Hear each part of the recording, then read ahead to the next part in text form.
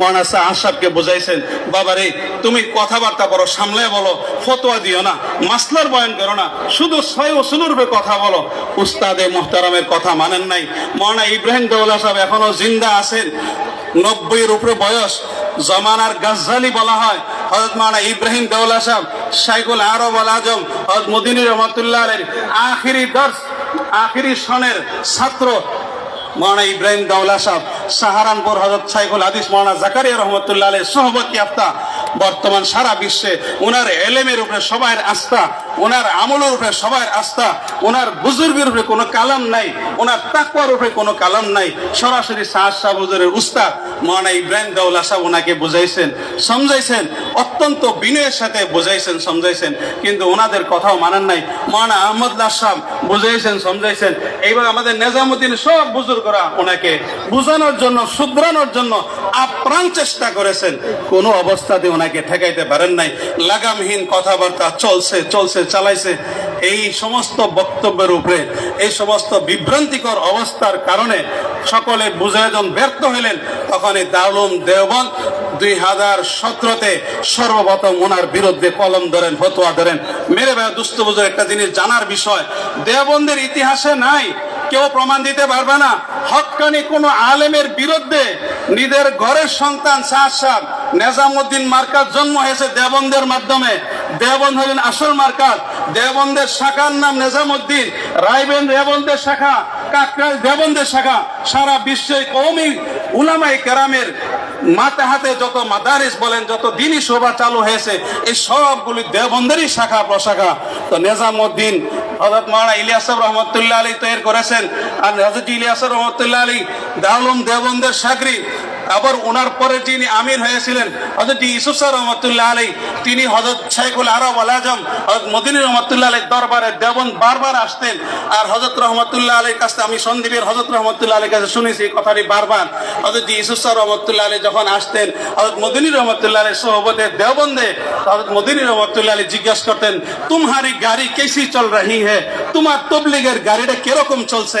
হযরত Yusuf sir রহমাতুল্লাহ আলাইহি বলতেন অত্যন্ত বিনয়ের সাথে, এই কথাটা বোঝার দরকার, এই কথাটা চিন্তা করার দরকার যে হযরত ইউসুফ স্যার রহমাতুল্লাহ আলাইহি, যিনি হযরত মাওলানা সাআদ সাহেবের দাদা যান, আপন দাদা, উনি মাওলানা মদিনী রহমাতুল্লাহ আলাইহির কথা কিভাবে গ্রহণ করেছেন, ওনাদের সামনে দেওবন্দে কিভাবে হাজির হয়েছেন।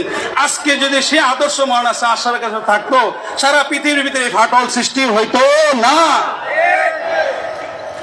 মাওলানা ইউসুফ সাহেব রহমাতুল্লাহ আলাইহি মদিনী রহমাতুল্লাহ সোহবতে যখন যাইতেন, শাইখুল ইসলাম হযরত মদিনী রহমাতুল্লাহ বলতেন, আপকি গাড়ি कैसी चल रही है? তখন হযরত ইউসুফ সাহেব রহমাতুল্লাহ আলাইহি বলতেন, হযরত आपकी जूतियों की खाक की बरकत किसी तरह चल रही है। হযরত আপনার জুতার দুলার বরকতে কোন রকম গাড়িটা চলতেছে। চিন্তা করেন, আপনার পায়ের, আপনার জুতার দুলার বরকতে তবলিগের গাড়িটা কোনো মতন চলতেছে।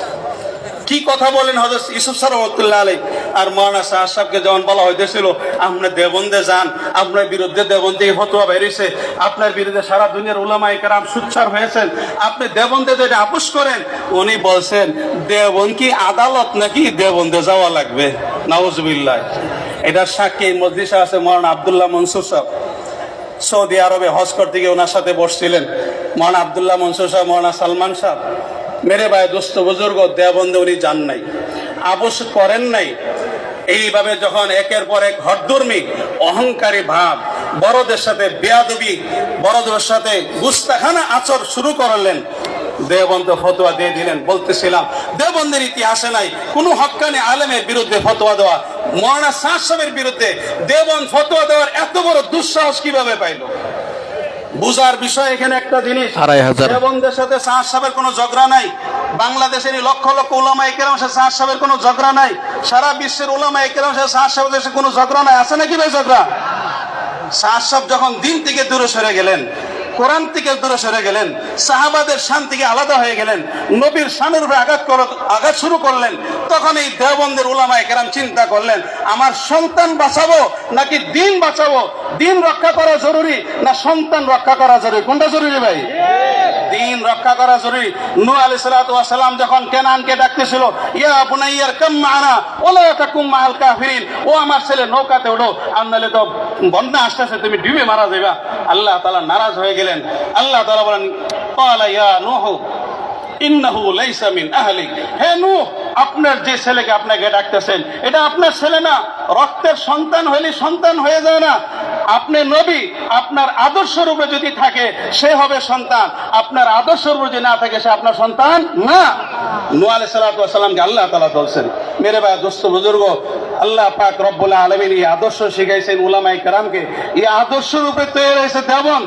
এই জন্য দেওবন্দ চিন্তা করলেন যে সাহেব আমাদের সন্তান, কোনো সন্দেহ নাই, আমাদের বড় শ্রদ্ধের, আমাদের বড় স্নেহের ছেলে, কিন্তু এই ছেলে যখন মা বাবার কথা মানতেছে না, উলামায়ে কেরামের কথা মানতেছে না, তখনই দেওবন্দ কলম ধরতে বাধ্য হইলেন, ফতোয়া দিতে বাধ্য হইলেন যে দেওবন্দ তার অস্তিত্ব যে কথার উপরে ইসলামকে ধরে রাখা, হক হক্কানিয়তকে ঠিক রাখা, হক হক্কানিয়তকে সারা বিশ্বে প্রতিষ্ঠা করা, এটা দেওবন্দের 1 নম্বর দায়িত্ব।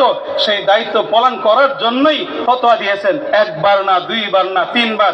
সর্বশেষ 1923 সনের জুন জুলাই, সম্ভবত জুলাই মাসে ফতোয়া দিয়েছিলেন, যে ফতোয়ার অনেক বিস্তারিত লম্বা খুলাসা কালাম।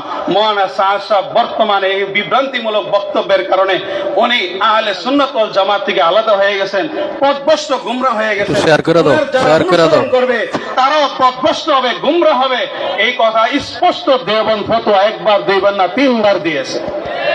আমরা সারা দুনিয়ার মুসলমান, দেওবন্দের অনুসারী, দেওবন্দ হলেন আমাদের মাথার তাজ। দেওবন্দের ফতোয়া মানবো নাকি 2, 4, 5 জনের কথা, মানা সাহেবের কথা মানবো? কার কথা মানবো ভাই?